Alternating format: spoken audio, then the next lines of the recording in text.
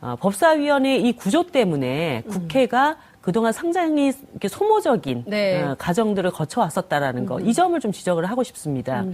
예를 들어서 그 환노위도 여야 간에 굉장히 쟁점과 이견이 많은 위원회잖아요. 맞습니다. 그 중에 하나인데 제가 20대에 들어와가지고 우리 청년들이 너무 많은 고통들을 겪고 있고 특히 취업 과정에서 공정한 기회가 잘 보장되지 않는 여러 것들 중에 이것만은 빨리 좀 해결할 수 있지 않겠냐 내놓은 법안이 이제 공정채용 절차법이라고 해서 이 서류 면접 과정에서 이력서를 내는데 그 이력서에 뭐 사진을 부착한다든가 어느 지역 출신이라든가 뭐 내 신체 외모가 어떻다든가 아버지는 뭘 한다든가 아버지 직업을 써야 되잖아요. 이런 거는 다 배제를 하자. 그래서 서류상에 큰 하자만 없다면 모든 청년들이 면접 과정과 필기 시험 과정에서 자신의 실력을 뽐낼 수 있는 그런 공정한 기회를 주자는 법안이었어요. 굉장히 중요한 법안이에요. 그런데 그거를 굉장히 그 당시에 보수야당 의원님들이 반대도 많이 있었지만, 제가 그 사진 하나 찍는 데만 20만 원 듭니다. 이걸로 설득을 해서 상임위를 통과를 했어요. 근데 법사위에서 이게 지금 제2소위에 아직도 계류 중에 있습니다. 너무하네요. 그러니까 이런 식으로 계류되어 있는 법안이 한 60개가 지금 넘습니다. 전체 민생 법안이 10,000건을 넘었다면서요, 이제. 그런 상태에서 이 제2소위가 법사위 제2소위가 무슨 상급심도 아니고 그 해당 상임위는 정말 전문적인 인력들이 모여서 논의하고 서로의 이견을 좁혀서 합의를 만들어냈고 또 법의 작구가 체계가 문제가 있는지 없는지 다 법제실을 통해서 검토도 받고 전문위원들의 의견도 수렴해서 만든 법안입니다. 그런데 이거를 법사위에서 또다시 체계와 작구를 심사한다라는 명목으로 제2의 갈등, 특히 법사위원장 마음에 드는 법안이냐 아니냐를 검토받아야 되는. 법사위원장 호불호에 따라서 갈리는. 이런 정말 말도 안 되는 체계를 근본적으로 좀 개혁하는 것이 우선이지 않냐. 그러니까 이게 없으니까 법사위원장이 무소불위의 권력을 갖고 있다고 생각하고 서로 그거를 안 하면 안 된다는 식으로 이렇게 논쟁이 계속되고 있거든요. 그래서 지금 정말 이참에 잘 됐다. 이 법사위의 불합리한 체계 자체를 확 다 좀 뜯어 고치자. 법사위 개혁을 해야 된다. 그래서 지금 그 개혁 논의도 아마 지금 얘기가 되고 있을 겁니다. 내부에서 얘기되고 있을 것이고, 예를 들어서 체계와 작구를 심사하는 것이 아니라 혹시라도 모르는 이 법안이 어떤 위헌 소지가 있는지 아니면 다른 법률과의 어떤 충돌점이 있는지 이런 정도 한번 살펴보는 거 정도로만 그 기능을 축소해도 된다. 그리고 지금 법사위에서 뭐 꽁꽁 묶어놔도 속수무책 120일 동안은 아무 손을 쓸 수 없는 그런 상태이기 때문에 그 기간도 한 절반으로 축소하자. 그리고 나서 단계적으로 저는 제2소위 같은 거는 없어져도 된다고 생각하거든요. 그래서 그거에 대한 합의점을 어떻게 만드느냐에 따라서 원구성 관련돼서는 굉장히 합의를 빨리 원만하게 또 만들어낼 수도 있지 않겠는가 그런 생각이 들어요. 노회찬 원내대표가 자유한국당이 법사위원장을 하려고 하는 건 좀 양심이 없는 거 아니냐. 양심이 없는 거죠. 그 양심이 있는 겁니까? 그래서 법사위원장 여당 몫으로 이렇게 얘기를 하는데 대표님은 어떻게 생각하세요? 사실 이제 권선동 위원장이 법사위원장 2년 맡으면서 뭐 국회가 하는 일이 법을 만드는 일이 자신의 기본 소임인데 그 일이 하나도 돌아가지를 않습니다. 거기다가 그 법을 다루는 상임위원회 위원장이 검찰에 불려다니고 이건 좀 아니지 않아요? 그러면 이번 지방선거 과정에서 그런 문제들에 대한 심판과 평가가 있었기 때문에 지금은 자유한국당이 비대위원장을 누구를 데려와가지고 당이 회생할 것이냐 그 오지도 않으실 분들 자꾸 명단만 던지면서 개그 콘서트 하시는 것도 아니고 그런 게 아니라 좀 상식에 부합하는 국회 활동들을 제대로 보여주시는 게 오히려 지금 이 자유한국당의 비상 상황을 탈출할 수 있는 길이다. 제가 조언을 드립니다. 아마 그러면 금방 조금 그래도 나아지실 거예요. 저 상태보다는. 그렇군요. 그러면 법사위의 경우에는 개혁안이 나오면 그러니까 누군가는 어느 당이 이 법사위원장을 맡기는 해야 될 거 아니겠어요? 법사위 내부에 고유법 처리해야 되는 법들도 있고 피감기관도 있기 때문에 결론적으로 자유한국당이 안 맡으면 더불어민주당이 맡게 되는 건가요? 뭐 정의당이 맡을 수도 있죠. 정의당이 정의당이 우리 노회찬 의원님이 하시면 역대 법사위원 중에서 제일 일을 잘하실 거라고 저는 믿는데 뭐 결국은 네. 전체 상임위원회에서 합리적인 배분이 이루어져야 되기 때문에 아까 말씀드렸던 법사위의 부분적인 손질이라도 좀 이루어지게 된다면 그래서 네. 법사위가 좀 정상적으로 굴러갈 수 있는 그런 계기가 마련이 된다면 예, 뭐 예. 어떤 분이 하셔도 일단 합의를 만드는 게 중요하니까 그런 방향으로 갔으면 합니다. 앞서 이제 말씀 주신 것 가운데 그 신임 대법관 네. 세 분에 대한 인사청문회를 또 하셔야 되잖아요. 네. 김선수 변호사에 대한 논란이 좀 있던데 뭐 무슨 자격 논란 이렇게 뭐 문제 제기를 하던데 네. 그거 어떻게 보십니까? 자유한국당의 시각에서 보면은 논란거리죠. 네. 그런데 그 시각이 이미 과거의 시각이고, 과거의 시각. 퇴출된 시각이다. 네. 그런 점을 곱씹으셨으면 합니다. 네. 그래서 물론 철저한 인사 검증은 필요합니다. 네. 대법관으로서의 도덕성, 능력, 네. 이런 것에 대한 철저한 검증은 필요하지만 그것을 어떤 이념적 정파적인 대립구도, 이전의 냉전적인 어떤 시각에서의 어떤 그런 기준을 가지고 네. 인사검증에 임하려고 한다면 그거를 납득할 국민은 그다지 없을 것이다. 그렇게 봅니다. 국회 특활비 있지 않습니까? 네. 이 없애야 된다라는 주장도 있는 반면 사실 국회 운영에 필요한 부분들이 있기 때문에 특활비라는 이름을 바꿔서 계속 집행할 수 있도록 해야 된다. 뭐 필요하다면 신용카드로 해도 된다. 뭐 이미 그렇게 되고 있기도 하다. 뭐 여러 가지 논란이 있습니다. 그 정의당에서는 이 국회 특활비 없애자는 주장을 하고 계시는 거죠. 네, 폐지 법안을 지금 발의를 했고요. 네. 국회 운영에 꼭 필요한 돈이다. 그러면 이때까지 썼던 돈 중에 어떤 부분이 꼭 필요했었는지를 먼저 얘기하시면 됩니다. 내가 그동안 특활비를 뭐 1억을 받았는지 2억을 받았는지 일단 받은 액수를 얘기를 하셔야 되고 네. 그 액수를 어떤 데에 꼭 써야만 했었던지 그 명세서를 내시면 돼요. 네. 그런 얘기를 하면서 이거는 필요한 돈입니다. 이럴 때 국민들이 그렇습니까? 그런데 이거는 아니고 저거는 기네요. 이렇게 정리가 되는데 네.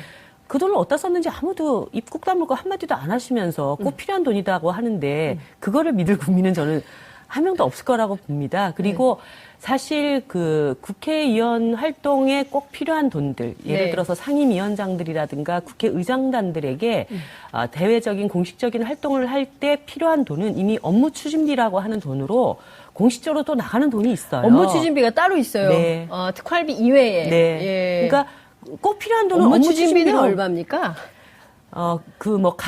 상임위마다 예, 지위마다 다르기 의장단마다. 때문에 저희들도 뭐 한 번도 받아본 적이 없던 돈인데 이번에 예. 3천만 원을 덜컥 갖다 줘가지고 예, 그래서 그것을 그 명세서를 명확하게 하면 예. 되는 일이거든요. 그래서 특활비는 일단 폐지시켜 놓고 네. 업무 추진비가 좀 부족하다면 네. 이런 돈이 좀 더 필요한데 업무 추진비를 그러면 늘립시다라고 얘기를 하던가 그래도 되거든요. 예. 제 얘기가 너무 합리적이지 않아요? 아니 그러니까 이제 무슨 그 해외 출장 가고 뭐 이럴 때 쓰고 그 실제로 현찰로도 주는데 그 현찰과 관련해서는 얼마가 어떻게 집행됐는지에 대해서는 말씀하신 대로 아무도 얘기를 안 하고 어디다 썼는지 특활비는 심지어 뭐 생활비로 썼다는 분도 계시고 네. 그러니까요. 예. 특활비는 배달 사고 나도 아무도 몰라요.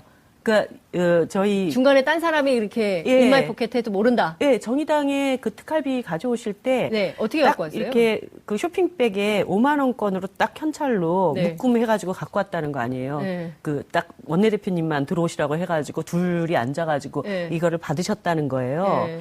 그러면은 영수증 처리를 안 하는 돈이기 때문에 네. 그 가져오신 그 분 3천만 원을 다 현찰로 받았다는 건가요? 그건 아니요. 아니죠. 통장으로도 들어오고, 들어오고 현찰로도 오고 예. 그게 뭐 짝수달 홀수달은 또 다르게 온대요. 아 그래요? 네. 짝수달은 어떻고 그리고 홀수달은 어떤 거예요?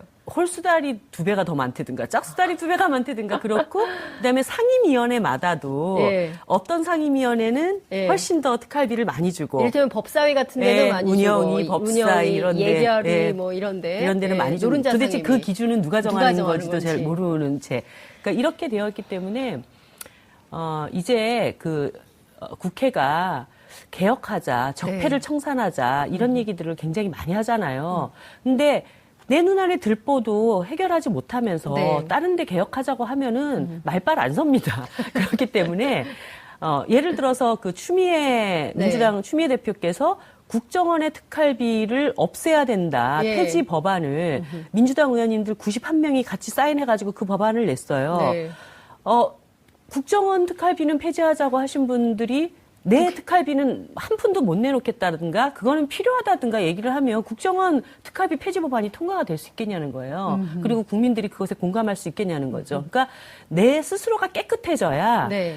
사회 곳곳을 깨끗하게 만들어갈 수 있다. 이런 자각을 가지고 이제 이 특수활동비 문제를 임해야 된다, 돼야 된다라고 봅니다. 국회에 공감대는 좀 형성이 됐습니까? 앞에 이제 국정원 특활비는 민주당 의원님들이 91명이 동의해서 법안을 냈지만 이 국회 특활비 관련해서는 국회 분위기가 어떻습니까? 법안 발의하는데 10명의 사인을 받아야 되잖아요. 네. 정말 굉장히 힘들었죠.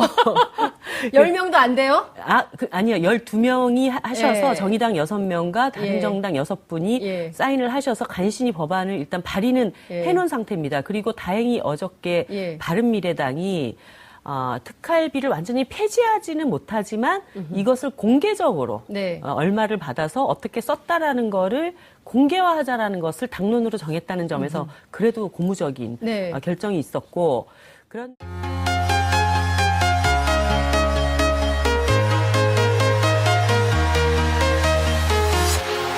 Walking alone, the streets are empty. The only thing I can see is my own silhouette. I'm getting stronger, step by 법사위원장 호불호에 따라서 네. 갈리는. 이런 정말 말도 안 되는 네. 체계를 근본적으로 좀 개혁하는 것이 우선이지 않냐. 그러니까 이게 없으니까 법사위원장이 무소불위의 권력을 갖고 있다고 생각하고 서로 그거를 안 하면 안 된다는 식으로 네. 이렇게 논쟁이 계속되고 있거든요. 그래서 지금 정말 이참에 잘 됐다. 이 법사위의 불합리한 체계 자체를 확 다 좀 뜯어 고치자. 법사위 그래서, 개혁을 해야 된다. 네, 그래서 네. 지금 그 개혁 논의도 아마 지금 얘기가 되고 있을 겁니다. 내부에서 얘기되고 있을 것이고, 예. 예를 들어서 체계와 작구를 심사하는 것이 아니라 네. 혹시라도 모르는 이 법안이 어떤 위헌 소지가 있는지 아니면 다른 법률과의 어떤 충돌점이 충돌. 있는지 예. 이런 정도 예. 한번 살펴보는 거 예. 정도로만 그 기능을 축소해도 된다. 그리고 지금 법사위에서 뭐 꽁꽁 묶어놔도 속수무책 120일 동안은 아무 손을 쓸 수 없는 그런 예. 상태이기 때문에 그 기간도 한 절반으로 축소하자.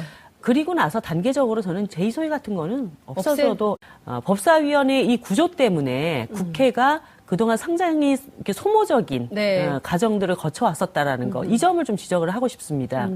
예를 들어서 그 한노위도 네. 여야 간에 굉장히 쟁점과 이견이 많은 네. 위원회잖아요. 상임위원회죠. 예, 맞습니다. 그 중에 하나인데 제가 20대에 들어와가지고 우리 청년들이 너무 많은 고통들을 겪고 있고 특히 취업 과정에서 공정한 기회가 잘 보장되지 않는 네. 여러 것들 중에 이것만은 빨리 좀 해결할 수 있지 않겠냐 내놓은 법안이 이제 공정채용절차법이라고 해서 네.